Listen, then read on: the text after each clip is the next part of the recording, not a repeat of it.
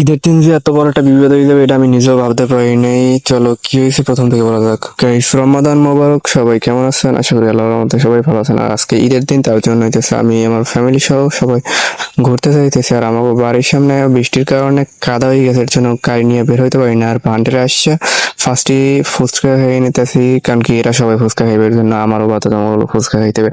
আর ফুচকাটা আমার একটু ফেভারিটই বলা যায়।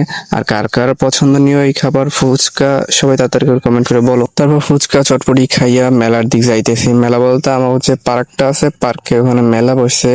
মানে ও প্রচুর পরিমাণ লোক, এত পরিমাণ লোক হয়েছে মানে হাঁটার মানে কোনো সিস্টেম নাই। আর আমার ইচ্ছে করতেছিল যে আমি নাগরদোলায় চলবো, এর জন্য তাড়াতাড়ি করে নাগরদোলায় উঠে গেছি। আর আমি ফর দ্য ফার্স্ট টাইম মানে জীবনের প্রথমবার এই নৌকায় উঠলাম। নৌকা বলতে আমি এখন পর্যন্ত কখনোই নৌকা উঠিনি বা কোনো মেলাই যাইনি, জীবনে মনে হয় প্রথমবার কোনো মেলা বা নৌকায় উঠলাম। আমি প্রথমবার আমার একটু ভয় করছিল, পরে অতটা পরিমাণ ভয় করেনি, কিন্তু আমার মনে মনে চলতেছিল যে যদি এটা সিরিয়াস যায়, এই ভয়টাই ছিল আমার মনে বেশি। কিন্তু এই পার্কের ভিতরে আমার একটা জিনিস খারাপ লাগছে যে মাইয়ারা এতটা পরিমাণ ঢং দেখাইতে পারে, পোলারা ইয়ার পিছনে পড়ে থাকে।